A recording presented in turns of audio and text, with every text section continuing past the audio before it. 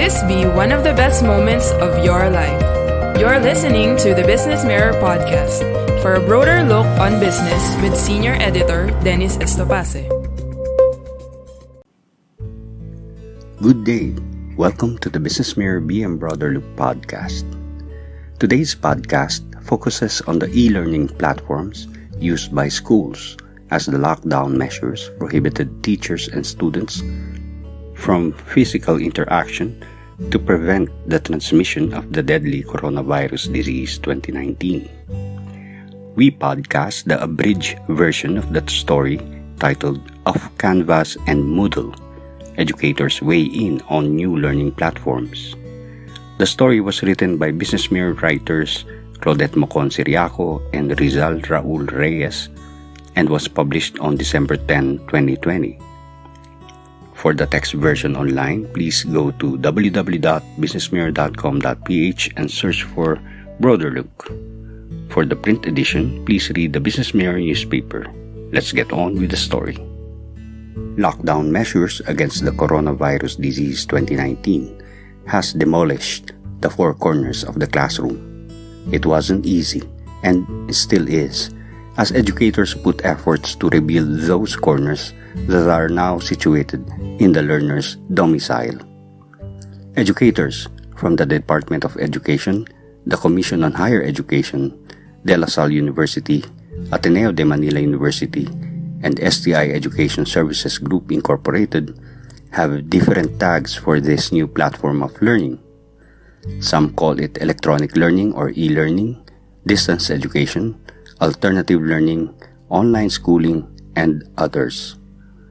The commonality of these labels, however, is the use of technology, especially the internet, in molding a generation of students prohibited from physically interacting with each other and their teachers. With recent restrictions brought about by government's response to a deadly and infectious disease, the Department of Education issued an aide-memoire. Signed by Undersecretary Alain Del Pascua in July, the aide-memoire called for the creation and launch of the Learning Management System, or LMS, and the Electronic Self-Learning Modules, or ESLMs. According to the Department of Education, the COVID-19 pandemic has accelerated the need for a platform where teachers can conduct online classes for learners who have access to internet whenever face-to-face classes are not allowed. The learning management system, according to the Department of Education, can be used by teachers and learners who would like to adopt online classes as the modality by which learning would be delivered. The Department of Education chose Moodle for its learning management system requirements. Moodle is an open-source computer software application that was released in 2002. There are currently more than 157,000 active Moodle sites worldwide that are registered across 242 countries. According to the Department of Education, there is a total of 1,859 Moodle sites in the Philippines. Jesuit priest Johnny Go told the Business Mirror that Ateneo has been using Moodle for a decade now, but mainly by the computer science faculty and students. Father Go, who is also the director of the Ateneo Institute for the Science and Art of Learning and Teaching, added that they introduced the Canvas learning management system for the university's large-scale migration to online learning. Father Go said the grade school, junior high, and senior high students are using Google Classroom.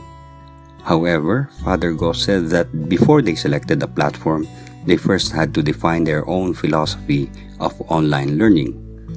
Father Go told the Business Mirror they didn't want the Ateneo brand of online learning to be teachers simply going online to do what they do face-to-face. The Jesuit priest added they wanted the students' online learning experience to be more learner-centered, more engaging, and, of course, more effective. According to Father Go, they embedded this philosophy into their unique professional training program. They call this program Adaptive Design for Learning, or ADL. And the university's more than 1,000 faculty underwent the training, Father Go said. It was only after they envisioned online learning the Ateneo way Did they pick the appropriate electronic platform? Father Go said, that is one that would enable teachers not just to post assignments and files for students to access, but to design learning tasks and activities that students can undergo, the Jesuit priest added. Father Go cited as an example the discussion forum, one of the most commonly used features this semester in the Canvas learning management system. According to Father Go, this is where teachers can ask questions and encourage discussion among students. Father Go said that learning isn't just an exercise of consumption, but one of collaborative learning not just between teachers and students, but among the students themselves as well. Father Go said one of the key principles of its ADL is its predilection for asynchronous learning over the default of simply going synchronous or delivering lectures online through a video conferencing tool. In general, this means self-paced online modules are available for students to undergo and learn from, but supported by strategically scheduled synchronous sessions, Father Go explained. Father Go added there are two main reasons for this preference. First, asynchronous design offers many advantages, he said.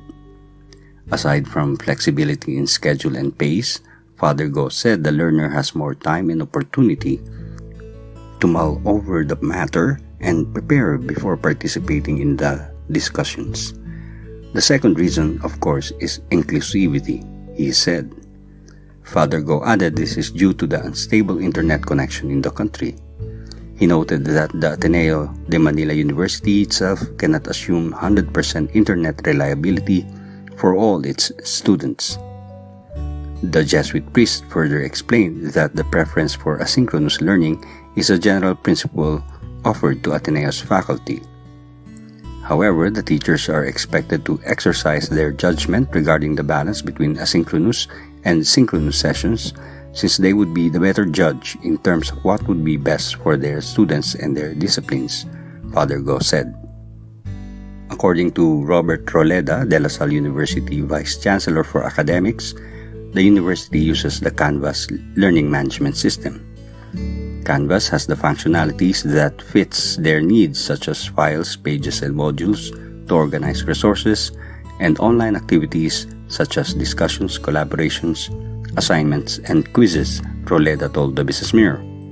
He noted that the learning management system also has learning tools interoperability, which allows De La Salle University to integrate third-party tools and applications. According to Roleda, Canvas is practically used both in the undergraduate and graduate classes. For this trimester, Roleda said 4,018 courses are on Canvas. The choice and adoption of Canvas was based on the various dimensions, one of which is scalability and cost, Roleda added. To get feedback on the use of the learning tools, Roleda said a bi-weekly survey is given to students and teachers to monitor their experience of the Canvas learning management system. He added that the De La Salle University observed there is an increase in the students' and teachers' overall experience with Canvas. Both groups expressed performance of the Canvas learning management system, familiarity with the platform, and availability of support as minor challenges, Roleda noted. On the other hand, Roleda said they expressed internet connectivity and performance of the device as continuing challenges.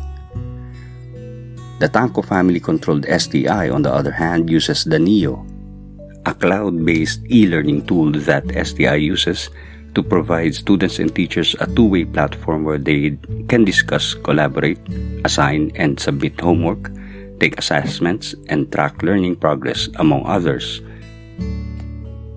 STI Vice President for Academics Isa Hipolito told the Business Mirror that students are enjoying the setup as its interactive features make each session more fun and meaningful. Hipolito said the LMS also benefits the faculty as it enables them to develop, deliver lessons, and monitor students' progress by providing them with clear insights on where students fall behind or who could take up extra activities. According to Hipolito, Neo offers them a central repository where they can easily organize and upload learning modules for their students. Hipólito added that all of these are conducted behind a virtual wall which provides a measure of authentication, security, and privacy. Hipólito told the Business Mirror that students are using the Neo learning management system with their synchronous and asynchronous classes. Right now, there are more than 1,700 STI teachers who are using the platform, according to Hipólito. She added that almost 19,000 courses cater to over 62,490 students on the Neo learning management system. These educators, to note, agree that cost is one of the issues in acquiring these LMS products. However, while Go said cost is an issue, it is by no means the most important one. Go explained that the more important criterion for the selection of their learning platform is the learning experience that it can provide students. When evaluating platforms to be used, Go said that Ateneo's guiding principle has always been its capacity to address the needs of the kind of online learning it wants to happen, and the ease of use for both students and teachers. Moreover, Father Go said Ateneo had to strike a balance between these factors. Father Go said there are platforms that are much simpler and cheaper, but lacking in particular features that they consider essential. Father Go added that others boast of a dizzying array of features, but the feedback on the user experience has not been great for them. STI's Hipólito, meanwhile, said that cost is a factor in choosing the platform. Nevertheless, she said STI made sure that the features, accessibility, security and privacy, and the overall user experience are not compromised in achieving their goal to leverage on technology for better learning. Hipólito told the Business Mirror that STI, like the Ateneo, also conducts regular surveys to identify the challenges being encountered by their students. Moreover, there is an immediate feedback mechanism system in place that students can use to send concerns or problems to their teachers through the learning management system. These educators also noted the advantages and disadvantages of the current setup in teaching and learning. According to STI's Hipólito, since learning is done via online, the health and safety of their students are ensured. Since some lessons are asynchronous, she said students are taught how to manage their time and deadlines. She added that student-teacher interaction is more accessible. Teachers are also encouraged to be more creative with their methodologies to make their lessons interactive and engaging, Hipólito said. Hipólito added that the study from home setup is also convenient for students. The downside for them, however, is they don't receive any allowance for transportation and food, which is a benefit for the parents, she noted. On the downside, internet connectivity issues remain. While some have no appropriate gadget, there are those who are easily distracted. Some lose their focus while at home due to certain conditions like noise, absence of a private space to study, the need to do household chores, among others, Hipólito added. She noted there is also limited hands-on training since laboratory lessons are taught via instructors' online demonstration. Teachers are also challenged to fully supervise students during online classes, Hipólito said. Father Go said they remind their faculty not to get carried away with these bells and whistles, because when one thinks about it, these are not at all necessary, he said. A well-designed course can be no less engaging even without them, Father Go added. Father Go said parents are also still adjusting to the online mode of education as much as their children. Father Go said parents have very definite ideas about how online learning should look like, how much of it should be synchronous and asynchronous, among others, which they don't always agree with. Meanwhile, Roleda said many parents of De La Salle University students say they and their children have already adjusted come the present term. There were, of course, struggles in the first few months as parents and students adjust to the new routine, Roleda noted. According to Roleda, parents acquired a new role as they have suddenly become the extension of the teacher at home. Through constant communication between the administration and the parents, Roleda said De La Salle University has been able to refine the program that suits the student's situation at home while still keeping a standard for education despite the mode of learning.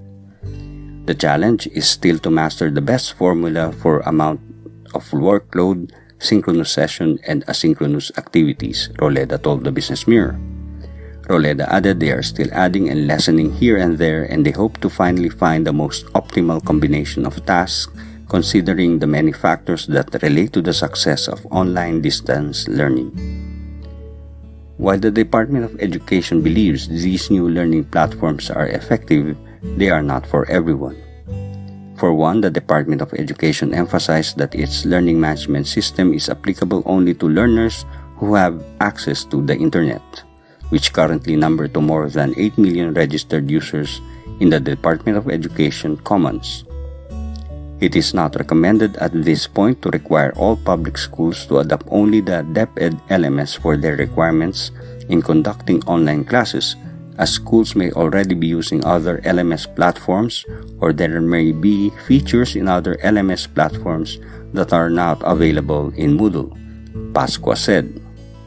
All other learning management systems already being used and made available to schools may continue doing so until such time that their integration with Moodle and the enhancement of the DepEd LMS will be undertaken, Pasqua added. Nonetheless, Father Go said the university acquired a lot of knowledge about online learning, not just through its university-wide professional development programs, but also and especially from one another. Father Go told the Business Mirror that something happened when they were busy learning how to go online. Ateneo suddenly found a dynamic and vigorous professional learning community that allowed virtually any educator to consult any colleague or to share tips and strategies with others. Father Go added that a number of their faculty have enjoyed using the platform for teaching. Being a new tool, there is a learning curve, and a lot of teachers took hours of training to get themselves familiar and comfortable with using it, Father Go said. Nevertheless, Father Go said, based on their initial feedback, many have found the learning management system effective. Adapting to a new form of teaching and learning is expected to continue, with government eyeing a return to school in the near future. However, according to Jesus Lorenzo Mateo, Education Undersecretary for Planning, Human Resource and Organizational Development and Field Operations, this won't happen overnight. Mateo told the Business Mirror that the transition from distance learning to face-to-face setup will be done gradually. This is to manifest that they consider the health safety of the learners as a top priority. The DepEd official added that public officials are striving to ensure that quality education is given to the Filipino learner and will continue to do so with or without the pandemic. In addition, Mateo said, the Philippines has already adopted other learning modalities even before through the Alternative Learning System or ALS. Mateo's view is echoed by Attorney Lily Frida Milia, Commission on Higher Education Deputy Executive Director 4. Milia told the Business Mirror she believes flexible learning is here to stay. Milia noted that for flexible learning, the Commission on Higher Education is putting in place many of the policies that will truly transform higher education, where it's not limited to just learning in the classroom, but in many other areas and by gaining experiences also in other fora. We hope you enjoyed this episode of the Business Mirror BM Broderlook podcast. We share with you the hopes and aspirations as we remember the birth of the child Jesus. From all of us in the Business Mirror, we wish that you experience a meaningful time this season of bliss and goodwill.